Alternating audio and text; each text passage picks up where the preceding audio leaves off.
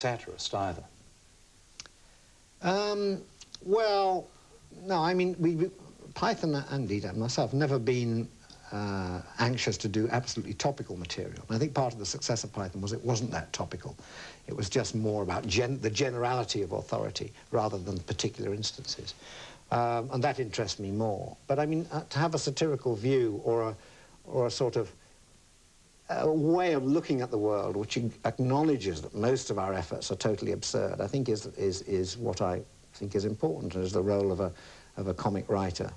And I suppose that's what I continue to do, or rather to view power and pretension as something that needs deflating, which is what we did on Python, and I still believe that. I wanted to go back to the full circle thing, this business of constant travelling and being away from home, because while you were away filming Full Circle, your wife Helen fell ill and she ended up in hospital. And this is the bit that gives me sweaty palms. You're on the other side of the world, in Borneo, among the headhunters, and they come to you with news of a crisis at home.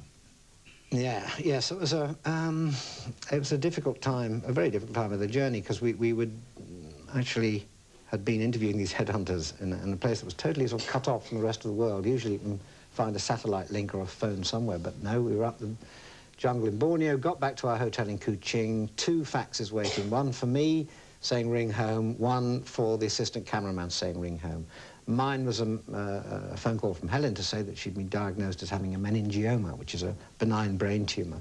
The other was from the assistant cameraman's wife to say that their daughter, 2 years old, had fallen out of a second-floor window and banged their head on the pavement. And, you know, for a moment, you begin to think superstitious thoughts and is there some sort of reason for all this? Anyway, the immediate problem was obviously to confront probably the worst news I've had in my life while I'm stuck in a hotel bedroom in Kuching. And the world does not feel like a global village at that moment, does it? No, I mean, you feel utterly remote, except, you know, my wife was absolutely brilliant. She just talked me down from this near panic to a state of almost total collapse in 3/4 of an hour, and said basically, there's nothing you can do now. I'm going in 4 days to hospital. I've got the best surgeon in London. It's being diagnosed. He says it's routine surgery. Don't try and panic and rush home. I'd rather you kept on working and came to see me after the operation. And, you know, my immediate feeling was I have to get back. You know, she's going to have an operation. I may never see her again. All these awful thoughts go through your mind. And the surgeon was absolutely brilliant, very down-to-earth character. Also, it turned out a great Python fan. Anyway, he talked to me, in filming in the middle of Java at 6 o'clock in the morning, UK time, before he went to work. He could talk through the operation. He said, it's going to be absolutely fine. There is a tiny minimal risk, but, you know, no more than any other operation that you do. And the pair of them sort of calmed me down. And I went through 4 very difficult days before the operation, but it all turned out to be absolutely fine. And she's fine now? And she's absolutely fine, yeah. And all that turned out was that I said to the surgeon, you know, anything I can do, please, you know, because you're my saviour, my wife's saviour, anything I can do. And he said, well, I'd love a photo of you dressed as one of the Gumby brain surgeons from Monty Python. So I said, no. He said, yes, all brain surgeons, we love that sketch. The sketch you and John do, my brain hurts. And so I had to go into the hospital one day, into the operating theatre, and have my photo taken with the surgeon dressed as a Gumby. And he brought the metal actor, he brought the little moustache and all the kit, the gum boots. And this is one of the most brilliant brain surgeons in Britain. Don't think I'd use him again. Last question, alas. After all the characters you'd played, you moved into these travel programs where you're a celebrity presenter. I want to know how difficult you found it, at last, to play Michael Palin. Well, not particularly difficult. I mean, I think I probably, throughout my life, I've always seen myself playing slightly different characters. I've always been slightly off-centre. I've observed myself being somebody else.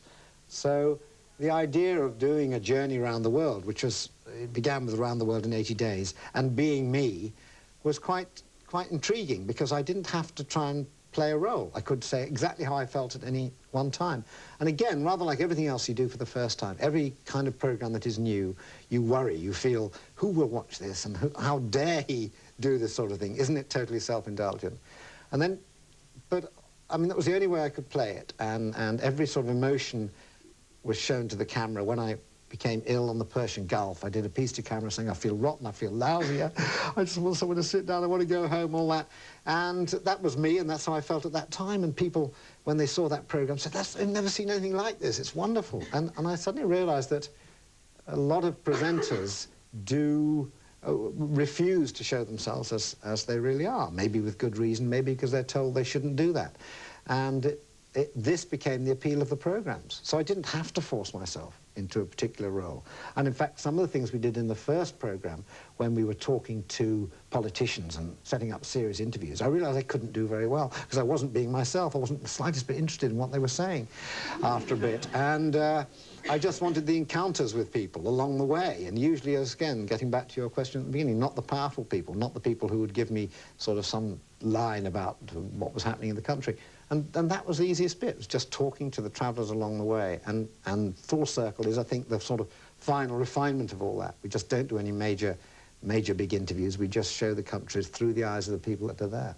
Well, I have to say that you played Michael Palin absolutely expertly over the past hour. Ladies and gentlemen, Michael Palin. Thank you. Don't forget, you can catch up with Michael's continuing travels in Full Circle here on 1 on Tuesday at 8:30. From me and from my special guest,